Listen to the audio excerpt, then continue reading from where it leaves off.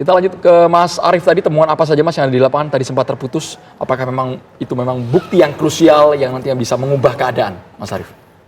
Iya, terakhir juga kita lihat ya, Bang Basri Baco di konferensi pers ya menyampaikan hal yang sama ya, selain C6 catatan penting lain, penyelenggara pemilu bukan hanya KPU yang dilapor ke DKPP tadi, tambahan terbaru Bawaslu-nya gitu. Nah ini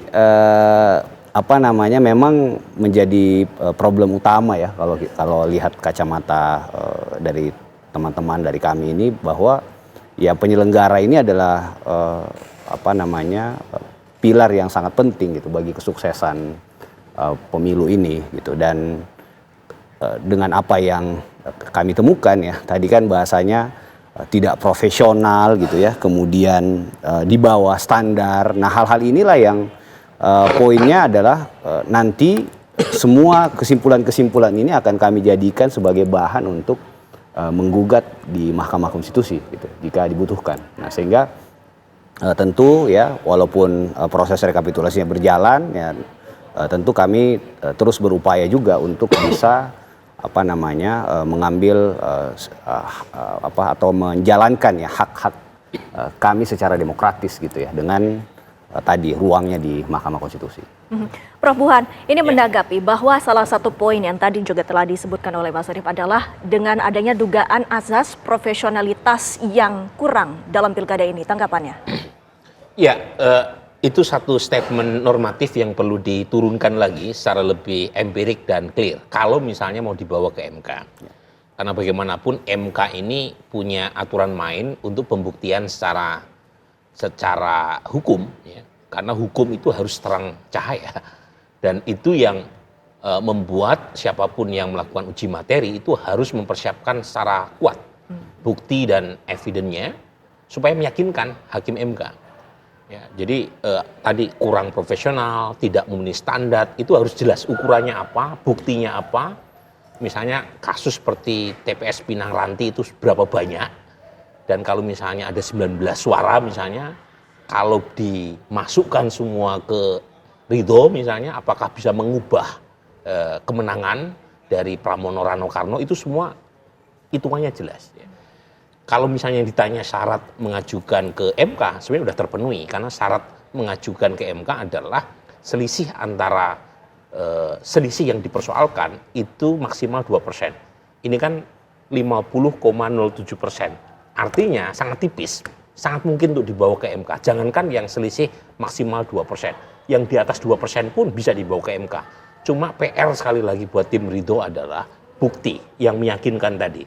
Yang sejauh ini mohon maaf, buat Mas Arief, itu buktinya belum terlalu meyakinkan buat banyak orang ya. Saya netral saja, saya menilai dari apa yang dibawa. Misalnya soal TPS Pinang Ranti itu bukti yang meyakinkan, tetapi jumlahnya baru 1 gitu. Dan infonya katanya belum dimasukkan ke kotak suara. Tetapi kalau misalnya tim Ridho bisa menemukan kasus TPS Pinang Ranti di banyak tempat yang jumlahnya bisa mengamandemen kemenangan kurang lebih 2.925 tadi, itu baru buat hakim MK bisa menjadi bukti yang membuat mereka bisa mempertimbangkan gugatan yang misalnya akan diajukan oleh tim Ridho. Yang kedua, bukti misalnya soal undangan C6 tadi, pemberitahuan. Kalau misalnya bisa dibuktikan secara sistematik, pendukung tim Ridho, pendukung pasangan Ridwan Kamil tidak mendapatkan pemberitahuan, dan itu sebaliknya pendukung Pramono mendapatkan pemberitahuan, kalau misalnya buktinya ada, itu akan membantu. Tetapi kalau hanya sekedar memakai istilah tadi, kurang profesional, tidak memenuhi standar, menurut saya hakim MK tidak akan mempertimbangkan secara lebih matang, karena mereka butuh bukti yang lebih terang daripada cahaya. Maksud kami bukti atau case yang tadi dipaparkan oleh Prof. Burhan, kejadian luar biasa itu yang seperti apa, Prof? Yang bisa ditafsirkan dan diterima oleh jadi bukti-bukti tadi, Andro, dikumpulkan model kayak Pinang Ranti yang jumlahnya itu lebih dari 2.925, sehingga mengurangi atau membatalkan kemenangan satu putaran Pramono Rano Karno apabila dilakukan PSU. Tapi kalau misalnya dibawa, misalnya ada kasus Pinang Ranti mungkin lebih dari 5, tetapi jumlahnya itu tetap di bawah 2.925, itu juga berat buat hakim MK untuk mengambil putusan. Karena kalaupun toh itu ditambahkan ke Ridho, tetap suara Pramono Ranokorno di atas 50% plus. Jadi memang di situ trikinya ya.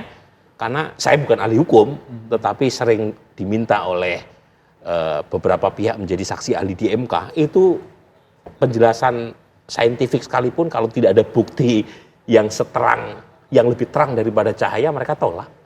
Ya, ini yang menjelaskan misalnya dalam kasus gugatan Pilpres, siapapun yang kalah nggak pernah bisa menang, kecuali kasus yang Kota Waringin Barat. Dan sampai sekarang juga tricky, karena kebetulan salah satu hakim MK-nya kan kena kasus tuh, tetapi kan dibatalkan tuh, ya, kasus Kobar beberapa tahun lalu. Tapi lagi-lagi ini sesuatu hal yang menjadi PR buat Mas Arief, ya, karena saya melihat keterangan yang disampaikan oleh tim Gerindra, oleh tim Golkar itu masih normatif. Sementara hakim MK membutuhkan pembuktian yang sangat jelas. Menanggapi dengan adanya rendahnya tingkat ataupun partisipasi pemilih, ini bagaimana? Di bawah 60%? Iya betul, itu satu concern kita bersama ya. Total tingkat partisipasi hanya 57%, jauh di bawah target KPU 77%. Bahkan jauh dibanding 5 tahun lalu waktu pilkada. Satu hal yang menjelaskan, pertama adalah, ini bicara polarisasi saya netral saja ya, tetapi polarisasi itu ada dampak negatifnya seperti 5 tahun lalu, tapi juga ada dampak positifnya, yaitu meningkatkan partisipasi kan.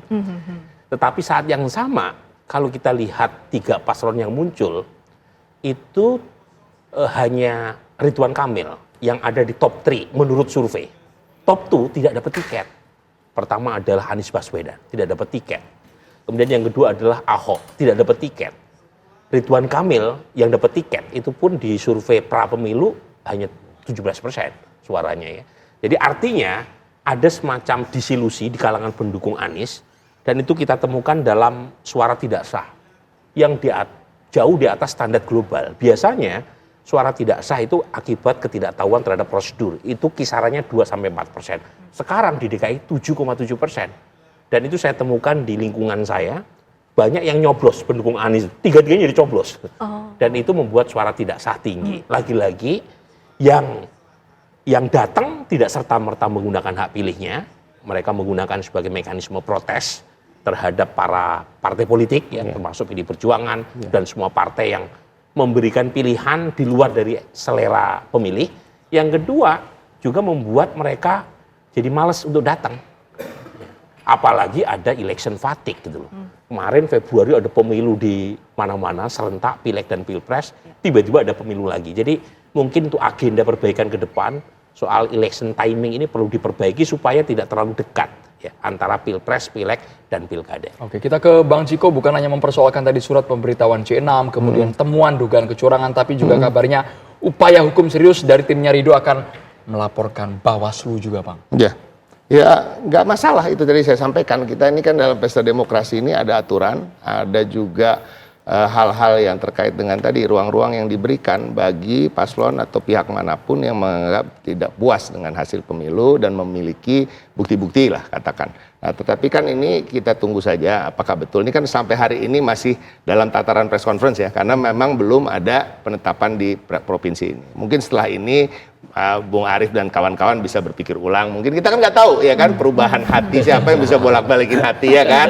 Ya udahlah, kayaknya kalau Pramono Anung jadi Cengli juga kan gitu ya. Aman-aman aja nih Jakarta kan gitu. Tapi kita tetap apapun yang diambil langkah oleh tim Ridho, kami sama sekali tidak akan menghalang-halangi dan juga tidak mampu untuk menghalang-halangi. Bukan bagian dari kami juga untuk bisa menghalang-halangi, tetapi tentunya kalau kita tadi bisa dengarkan bahwa memang tuntutan itu banyak ke Bawaslu dan ke KPU sebagai penyelenggara. Ya walaupun dari pihak kami dengan banyak juga catatan-catatan terhadap penyelenggaraan pemilu ini, tapi secara umum di Pilkada Jakarta rasa-rasanya Bawaslu dan KPU cukup profesional. Itu pandangan dari penilaian kami. Itu aja. Baik. Dan pemirsa, kami masih akan membahas dan juga berdialog bersama narasumber kami yang ada di sini. Sesaat lagi pemirsa, kami masih akan kembali selepas jeda.